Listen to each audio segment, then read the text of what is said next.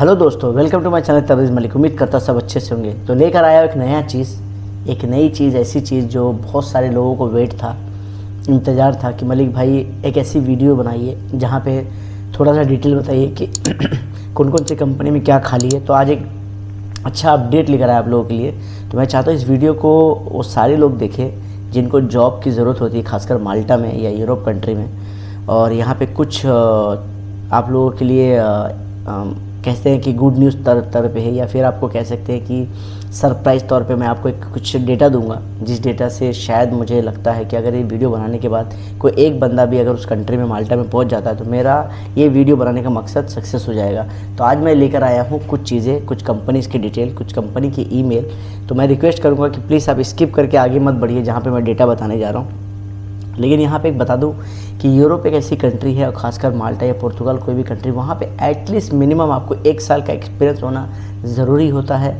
At least आप थोड़े से एजुकेटेड हो, जहाँ पे आप लैंग्वेज बैरियर में नहीं आओ। क्योंकि बहुत सारे लोग ये भी मैसेज करते हैं कि मलिक भाई हमने कई वीडियो देखे जहाँ पे लोग अनएजुकेटेड है, बोलना नहीं आता। देखो, जो चला गया उसके बारे में बात करके फ़ायदा नहीं। अब आपके साथ क्या होगा ये आपके ऊपर डिपेंड करता है। दूसरा, कई ऐसे लोग हैं जो यूरोप जाने के बाद वीडियो बनाते कि हम पछता रहे हैं और यहाँ पे मत आओ। तो अगर यहाँ पे मत आओ तो आप वहाँ पे क्यों हो अभी तक?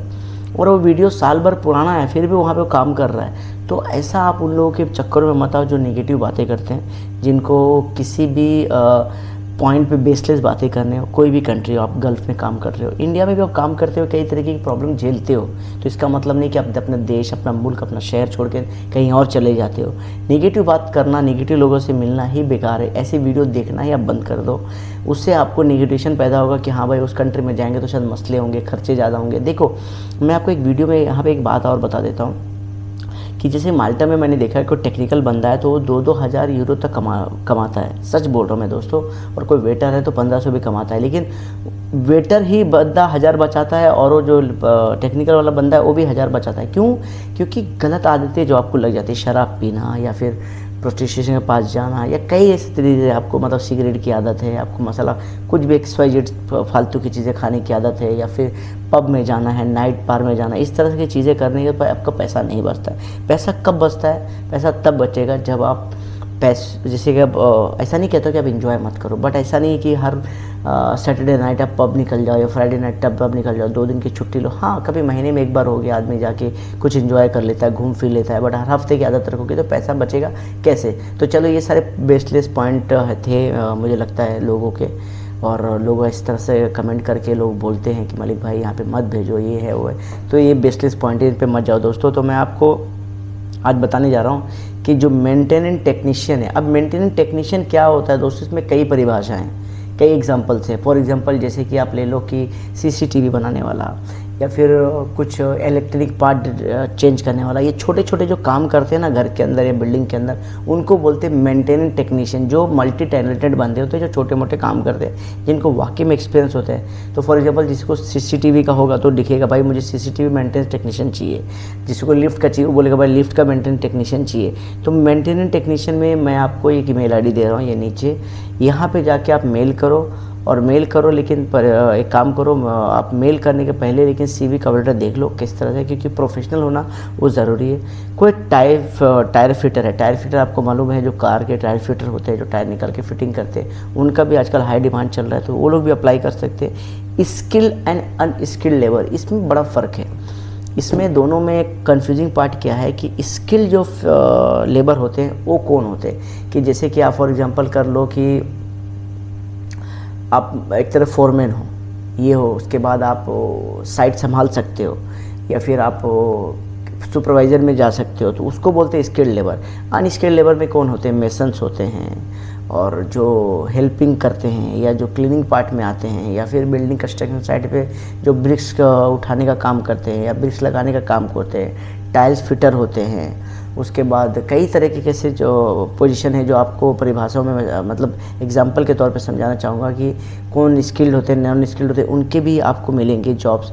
और यहाँ पे बता दो कि इस कंट्री में ये जो जॉब्स मैं आज आपको बता रहा हूँ, इसमें आपको जॉब सैलरीज बड़ी अच्छी होती है। इनकी सैलरीज आप नहीं यकीन करेंगे भाइयों कि 1200 से लेके 1500 यूरो की तो बेसिक मतलब स्टार्टिंग सैलरी देते हैं। इवन माल्टा में भी आप बोलते मलिक भाई वहाँ पे 800-900 सैलरी मिलती है। भाई वो वेटर लोग को क्यों मिलता है और हाउसकीपिंग में इतना कम क्यों मिलता है? क्योंकि उनके पास टिप्स ज़्यादा होते हैं। जो रेस्टोरेंट में बारटेंडर होते हैं उनकी सैलरी कम इसलिए होती है, उनके टिप्स बहुत ज़्यादा होते हैं, इसके लिए उनकी सैलरी कम रखी जाती है। लेकिन ये जो लाइन के लोग होते हैं जो प्लम्बिंग में जाते हैं या फिर एल्युमिनियम फिटर का जो मैंने वीडियो डाला था, अभी भी किसी को रिक्वायरमेंट हो मेल करना, उसमें अगर मतलब आपको जाना है तो उसमें सैलरी बड़ी अच्छी मिलती है। ऊपर से आपको ओवर टाइम मिलता है, उसमें आप जो मतलब आप काफ़ी अच्छा करके 2000 यूरो तक लोग वहाँ पे कमाते हैं। वेटर लोग भी आराम से अच्छा कमाते हैं क्योंकि उनको टिप्स ज़्यादा होता है, इसलिए उनकी सैलरी कम होती है। तो इन चीज़ों को मत सोचो कि लोग बोलते हैं कि भाई स्किल्ड वाला मतलब एजुकेटेड बंदा इतना कमा रहा है अनएजुकेटेड। भाई देखो यूरोप कंट्री में और वेस्टर्न कंट्री में जितने मतलब आप मेहनत करोगे उतना आप पैसा कमाते हो। लेकिन जो फालतूस की वीडियोज़ आप देखते हो ना, उन वीडियो पर मत जाओ मेरे भाइयों। 4 लाख 5 लाख की सैलरी पॉसिबल नहीं है। हाँ, मैं ये नहीं कहूँगा कि आप बहुत ज़्यादा बचा सकते हो या कम बचा सकते हो, नहीं ऐसे नहीं। एटलीस्ट शुरुआत में 50 से 60-70 हज़ार रुपये बचा सकते हो खा पी के रहने के बाद, सारे एक्सपेंसेस के बाद। लेकिन आप सोचोगे कि शुरुआत में आपको लाख 1.5 लाख 2 लाख बचे, तो पॉसिबल नहीं है।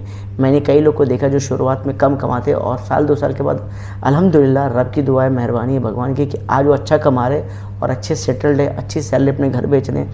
ऊपर से आपको देखो बेनिफिट्स आपको देता है। आपको आप जब आप टैक्स भरते हो तो उसके आपके बेनिफिट्स से, आप बीमार पड़ते हो तो गवर्नमेंट आपको ध्यान देती है या फिर मेडिकल इंस्टीट्यूट आपको ध्यान देती है, आपको लीव ग्रांट हो जाती है। इस तरह से नहीं कि जैसे कि हमारे कंट्री में बीमार हो तो भी शेयर बोले नहीं भाई हम लोग को बैंक जाने का, हमको मीटिंग है तो जाना पड़ेगा। वहाँ ये सिस्टम नहीं है भाइयों।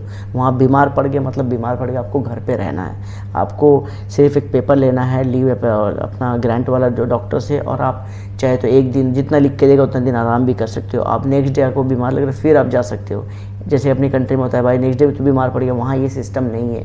वहाँ पे इंसानियत सबसे पहले, बाकी चीज़ें बाद में। बहुत सारे लोग एक सवाल करते हैं कि मलिक भाई पासपोर्ट का क्या? पासपोर्ट देखो गल्फ़ कंट्री में जिस तरह से एम्प्लॉयर पासपोर्ट रखता है, यूरोप में ये सिस्टम नहीं है। पासपोर्ट आपका राइट से, पासपोर्ट आपके पास रहता है। जब मर्जी आपको अपने आउट ऑफ कंट्री जाना है, आप अपने एम्प्लॉयर को इन्फॉर्म करके आप जा सकते हो, हॉलीडेज़ पे जा सकते हो, इमरजेंसी लीव पे जा सकते हो।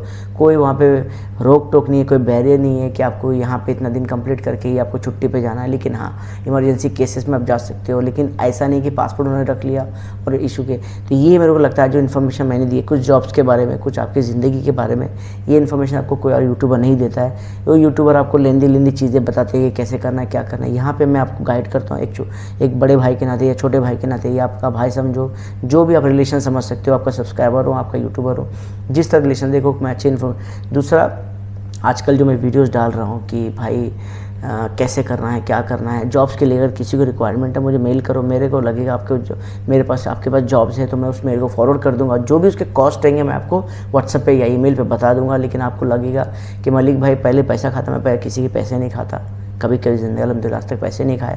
लेकिन किसी को लगवाना है तो मुझे बताना, मैं करवा दूंगा काम अगर मुझसे होगा तो। लेकिन बल्क में नहीं, टेक्निकल बंदा होना चाहिए। जैसे कि अभी एल्युमिनियम फिटर का मैंने डाला था, उसमें कैसा है कि एल्युमिनियम फिटर में मेरे को चाहिए ड्राइविंग लाइसेंस के साथ बनता। अगर आपके पास है तो बताना, मैं वो काम करवा दूंगा। दूसरा, पाकिस्तानी भाइयों के लिए फिर से वीडियो में बोल रहा हूँ कि आप प्लीज़ दूसरी कंट्री में जाओ, दूसरी कंट्री में कोशिश करो। माल्टा बहुत टफ हो गया है, नॉर्वे कोशिश करो, स्पेन कोशिश करो, इटली कोशिश करो, बाकी कंट्री में कोशिश करो तो शायद आपका लग जल्दी लगे। माल्टा के पीछे मत रुको, परमिट आने के बाद भी आपको रुकना पड़ता है और बहुत सारे प्रॉब्लम झेलने पड़ते हैं। जैसे मैं स्क्रीन पे ये डाल रहा हूँ, आप देख लीजिए, साफ़ सुथरे में उन्होंने लिखा हुआ है कि आपको वीज़ा हम लोग CVU से अपॉइंटमेंट ये CVU का नहीं दे सकते हैं क्योंकि आपका पासपोर्ट को कई तरह के इशूज़ है पाकिस्तानी भाइयों के लिए। तो कैसा लगा आज की वीडियो बताइएगा जरूर। और जाते जाते एक चीज़ मैं आपको दिखाना चाहूँगा, ये है फेक वीज़ा जिस पर आपको अलर्ट होना है। ठीक है, आपको अलर्ट होना ज़रूरी है क्योंकि बहुत मसला हो जाता है।